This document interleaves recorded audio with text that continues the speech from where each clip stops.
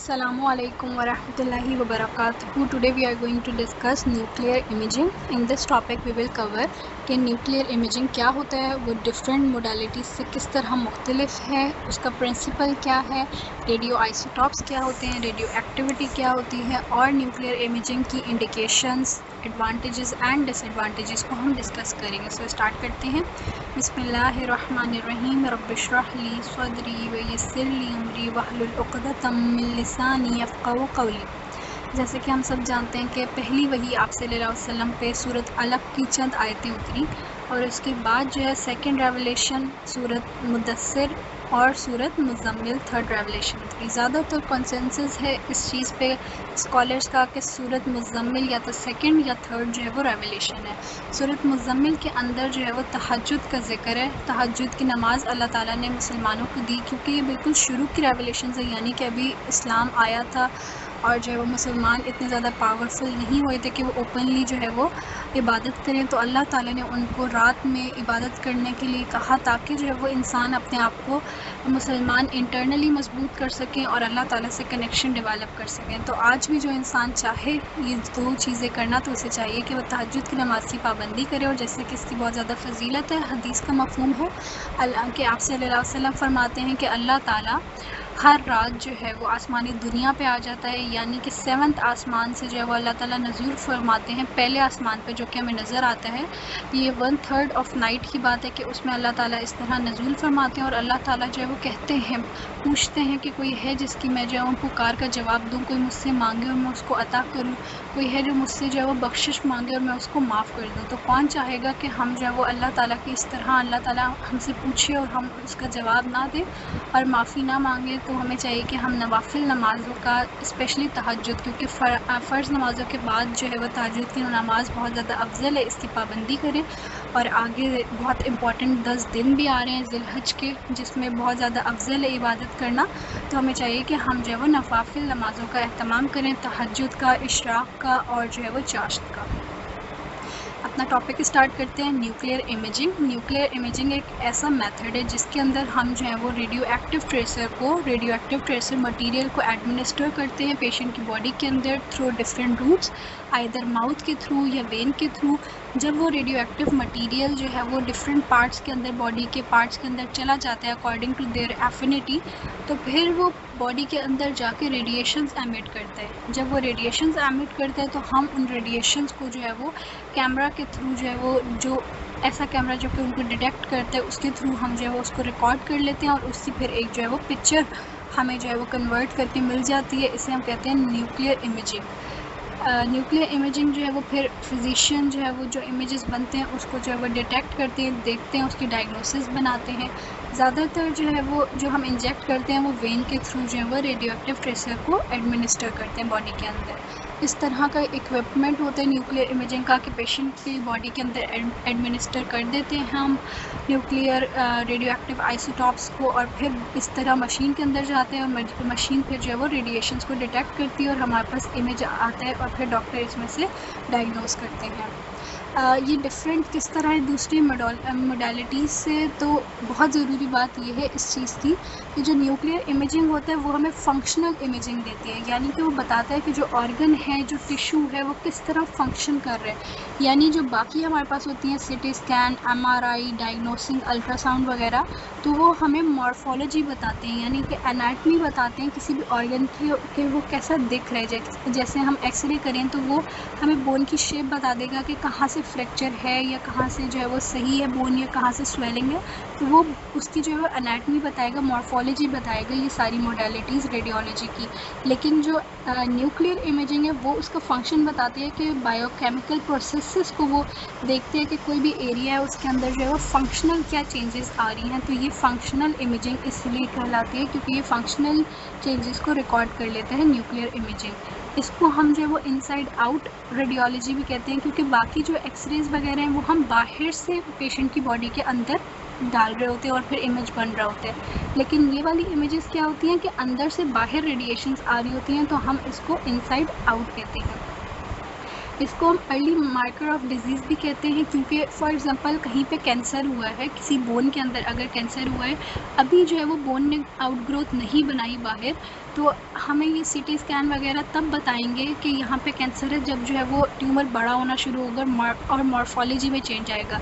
उससे पहले क्या होगा कि बायोकेमिकल चेंजेस हो रही होंगी उस जगह पे, तो जो न्यूक्लियर इमेजिंग है वो बायोकेमिकल चेंजेस को डिटेक्ट कर लेती है और हमें बता देती है कि इस टिश्यू के अंदर क्या फंक्शन चल रहा है, और फिर हम जो है वो अर्ली मार्कर है, इसीलिए ये डिज़ीज़ का कि हमें पहले ही बता देती है कि अभी कुछ होने वाला है, उससे पहले हम उसकी फंक्शनल चेंजेस से डिटेक्ट कर लेते हैं और जल्दी से डायग्नोस कर लेते हैं। अगर हम प्रोसीजर की बात करें या प्रिंसिपल की बात करें, तो सबसे पहले ये होता है कि हम जो है वो इंजेक्ट करते हैं या जो है वो माउथ के थ्रू एडमिनिस्टर करते हैं रेडियो एक्टिव मटीरियल को। वो रेडियो एक्टिव मटीरियल जो है वो पहुंच जाता है पर्टिकुलर टिश्यूज़ को, जिसको हम टारगेट टिश्यूज़ कहते हैं, अकॉर्डिंग टू द एफिनिटी, यानी हमने जौन सा रेडियो आइसोटोप दिया होगा वो उसकी जो एफिनिटी होगी वो उस जगह पे जाके जो है वो पहुंच जाएगा। जैसे अगर हमने बोन का कंपाउंड दिए तो वो बोन के ऊपर जाके जो है वो एक्ट करेगा, वहाँ पहुँच के फिर वो रेडिएशंस को एमिट करेगा, गैमा रेडिएशंस को या दूसरी वाली रेडिएशंस को। तो जब ये रेडिएशंस एमिट होंगी तो जो गैमा सिंटिलेशन कैमरा होगा वो इसे डिटेक्ट कर लेगा। अब ये रेडिएशंस कहाँ से आ रही है? इनसाइड आउट आ रही है, तो हम इसको इसलिए कहते हैं कि ये इनसाइड आउट रेडियोलॉजी है। फिर हम इन रेडिएशंस को जब कैमरा रिकॉर्ड कर लेगा तो फिर वो हमें इमेज बना के दे देगा और हम फिर डिटेक्ट करेंगे कि क्या जो है वो डिज़ीज़ है या क्या फंक्शनल चेंजेस उसके अंदर आ रही हैं किसी भी जगह में।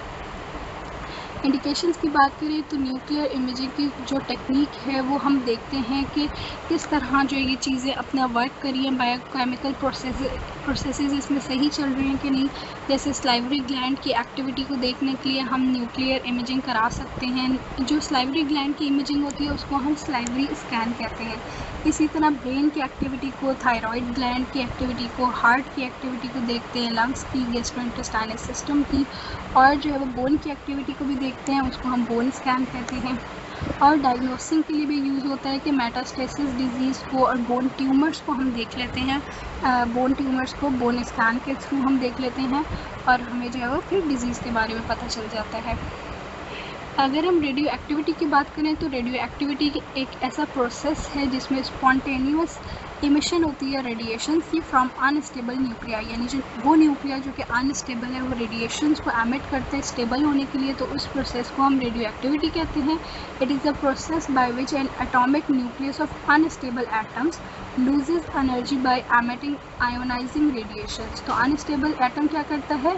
एनर्जी को लूज़ करते हैं, और वो जब लूज़ करते हैं एनर्जी को तो हम उस एनर्जी से जो है वो गैमा रेज कहलाती हैं वो, और हम फिर न्यूक्लियर इमेजिंग कर लेते हैं। सो रेडियो आइसोटॉप्स क्या होते हैं? रेडियो आइसोटॉप्स वो आइसोटॉप्स होते हैं जिसका जो न्यूक्लियाई होता है वो अनस्टेबल होता है, तो उसके न्यूक्लियाई के अनस्टेबल होने की प्रॉपर्टी की वजह से वो रेडियो एक्टिव डिसइंटीग्रेशन करता है और जो हमारे पास रेज फिर आती हैं। डिफरेंट टाइप्स की जो है वो हमारे पास इमिशंस होती हैं, जैसे कुछ अल्फ़ा पार्टिकल्स निकलते हैं रेस की शक्ल में, कुछ बीटा पार्टिकल्स निकलते हैं बीटा पॉजिटिव, कुछ बीटा नेगेटिव पार्टिकल्स निकलती हैं और गैमा रेडिएशंस निकलती हैं। अगर हम इनकी प्रॉपर्टीज़ की बात करें तो जो अल्फ़ा पार्टिकल्स होते हैं जब वो एमिट होते हैं किसी भी न्यूक्लियाई से, तो उनका 2 प्रोटॉन्स और 2 न्यूट्रॉन्स निकलते हैं। इसका साइज़ बड़ा होता है और ये पॉजिटिव चार्ज होते हैं। इनकी स्पीड स्लो होती है क्योंकि ये ज़रा वज़नी है, तो जो भारी चीज़ होगी वो थोड़ी स्पीड में स्लो होगी। इसी तरह ये टिश्यू के अंदर ज़्यादा पेनिट्रेट नहीं करते क्योंकि इनका वेट ज़्यादा होता है, 1 to 2 मिलीमीटर ये जाते हैं। और अगर एनर्जी की बात करें तो 4 to 8 मेगा इलेक्ट्रॉन वॉट इनकी एनर्जी होती है, और बहुत ज़्यादा ये आयनाइजेशन करते हैं टिश्यू के अंदर जाके, इसलिए ये बैंड हैं और जो है वो इस्तेमाल नहीं होते। अगर बीटा नेगेटिव पार्टिकल्स की बात करें तो ये इलेक्ट्रॉन होता है, इसका साइज़ स्मॉल है, चार्ज नेगेटिव है, और क्योंकि ये स्मॉल है इसलिए ये फास्ट है और पेनिट्रेशन भी ज़्यादा करता है टिश्यू के अंदर 1 to 2 सेंटीमीटर। एनर्जी भी इसकी जो है वो energy as compare to alpha particle कम है, 100 किलो इलेक्ट्रॉन वॉट से लेकर 6 मेगा इलेक्ट्रॉन वॉट तक ये भी आयनाइजेशन करते हैं, लेकिन अल्फ़ा पार्टिकल से कम, और इसका भी यूज़ जो है वो लिमिटेड है। गैमा रेज़ की बात करें तो ये ज़्यादा इस्तेमाल होती है न्यूक्लियर इमेजिंग में और ये आइडेंटिकल होती हैं एक्स रेज में। जैसे कि हमारे पास एक्सरेज होती हैं, जब इलेक्ट्रॉन हाई एनर्जी से लो एनर्जी के अंदर शिफ्ट होता है तो वो एक वेव्स की शक्ल में एनर्जी निकालते हैं, उनको हम एक्सरे कहते हैं। इसमें भी यही होता है कि जो अनस्टेबल न्यूक्लियाई है, जब वो स्टेबल होगा न्यूक्लियाई तो वो रेडिएशंस निकालेगा, जिसको हम गैमा रेज कहते हैं। तो इसलिए ये आइडेंटिकल होती हैं एक्सरेज से। इनका गैमा रेज का साइज़ नहीं होता, ना चार्ज होता है, ना वेट होता है इसका। ये बहुत ज़्यादा फास्ट होती हैं, सिमिलर होती हैं एक्सरेज की। और अगर इनकी एनर्जी की बात करें तो 1.24 किलो इलेक्ट्रॉन वॉट से लेके 12.4 मेगा इलेक्ट्रॉन वॉट तक इनकी जो है वो एनर्जी होती है। ये भी आयनाइजेशन करती हैं सिमिलर टू एक्सरेज, और यही ज़्यादा यूज़ होती हैं न्यूक्लियर इमेजिंग में। बीटा पॉजिटिव पार्टिकल की बात करें तो जो पॉजिट्रॉन होता है, पॉजिट्रॉन और इलेक्ट्रॉन में यही फ़र्क होता है कि इलेक्ट्रॉन नेगेटिव चार्ज होते हैं और पॉजिट्रॉन पॉजिटिव चार्ज। तो जो पॉजिट्रॉन होता है वो इंटरेक्ट करता है very rapidly with negative electron, और वो 2 गैमा रेज जो है वो प्रोड्यूस करता है, और ये यूज़ होता है पेट स्कैन में। अगर हम जो है वो डिफरेंट रेडियो आइसोटॉप्स की बात करें जो कि पहले यूज़ होते थे और अब भी यूज़ होते हैं, तो आइडियल जो रेडियो न्यूक्लियोटाइड या रेडियो आइसोटॉप होता है उसमें 3 प्रॉपर्टीज़ होनी चाहिए। पहला कि उसकी जो लाइफ है वो शॉर्ट होनी चाहिए, शॉर्ट हाफ लाइफ होनी चाहिए। दूसरा कि वो गैमा रेज एमिट करे ताकि हम रिकॉर्ड कर सकें। तीसरा कि वो कैपेबल हो binding to variety of biomolecules, क्योंकि ये जब जाके बाइंड करेगा उसके बाद ही जो है वो रेडिएशंस एमिट करेगा, तो चाहिए कि ये जो है वो जाके बाइंड करे। फिर है हमारे पास एग्जांपल्स डिफरेंट रेडियो न्यूक्लियोटाइड्स की जो कि हम टारगेटेड टिश्यूज़ को देते हैं, जैसे टेक्नीटियम 99 जो है ये सलाइवरी ग्लैंड्स इसको अब्जॉर्ब करते हैं, thyroid, bone, blood, liver, lung and heart. So iodine 131 जो है वो थायराइड में जाके एब्जॉर्ब होता है, फिर हम इसकी न्यूक्लियर इमेजिंग करते हैं। गैलियम 67 ट्यूमर्स एंड इन्फ्लेमेशन का मार्कर है। क्रिप्टॉन 81 जो है वो लंग्स के लिए यूज़ होता है। ये सारे रेडियो आइसोटॉप्स हैं जो कि बॉडी के अंदर एडमिनिस्टर किए जाते हैं, फिर ये अपने पर्टिकुलर टारगेट टिश्यूज़ में जाके एब्जॉर्ब हो जाते हैं, और फिर ये रेडिएशन एमिट करते हैं जो कि हम जो है वो रिकॉर्ड कर लेते हैं। अगर हम बात करें टेक्नीडियम की, तो ये बहुत ज़्यादा यूज़ होता है अपनी प्रॉपर्टीज़ की वजह से कि ये गैमा एमिटर है, गैमा रेज पे एमिट करता है। इसकी हाफ लाइफ भी कम है 6.5 आवर्स तक, ताकि एक्सपोजर लिमिटेड हो, और जो है वो ये रेडिली अटैच भी हो जाता है डिफरेंट सब्सटेंसेस से। जैसे जो है वो ये टेक्नीडियम अटैच हो जाता है मिथाइल डाइफॉस्फोनेट से जो कि बोन में होता है, और ये जो है वो सल्फ़र कोलॉइड से भी अटैच हो जाता है जो कि लिवर एंड स्प्लीन में होता है। बेसिक प्रिंसिपल ये है कि अगर ये जाके अटैच होंगे उसके बाद ही रेडिएशंस देंगे। और ये इजीली प्रोड्यूस हो जाता है, यानी जो टेक्नीडियम रेडियो आइसोटॉप है वो भी हमें कहीं और से चाहिए होता है, तो वो इजीली हम एक्सट्रैक्ट कर लेते हैं, और उसकी सोर्स भी जो है वो इजी होती है, इजीली अवेलेबल होती है कि मॉलिब्डेनम जब जो है वो डिके करता है तो आइसोटॉप टेक्नीडियम का फॉर्म होता है, तो ये इजीली अवेलेबल होता है। अगर हम कैमरा की बात करें, गैमा सिंटिलेशन कैमरा, तो ये ऐसा कैमरा है जो कि रिकॉर्ड करता है गैमा एमिटिंग रेडियो आइसोटॉप्स को, रेडिएशंस को। इसको एंगर कैमरा भी कहते हैं, और इस टेक्निक को हम सिंटीग्राफी कहते हैं। और जो ये कैमराज होते हैं ये कैप्चर करते हैं फोटोन को, उसको पे कन्वर्ट करते हैं लाइट में, लाइट फिर जो है वो कन्वर्ट होती है वोल्टेज सिग्नल में, फिर ये जो वोल्टेज सिग्नल होती है ये दोबारा इमेज की फॉर्म में रिकन्स्ट्रक्ट हो जाता है। अगर हम एडवांटेजेस की बात करें तो ये बहुत ज़्यादा फ़ायदेमंद है, क्योंकि ये टारगेटेड टिश्यूज़ के फंक्शन की इन्वेस्टिगेशन बताती है कि इस जगह पे ये चीज़ चल रही है, केमिकल प्रोसेस ऑनगोइंग है।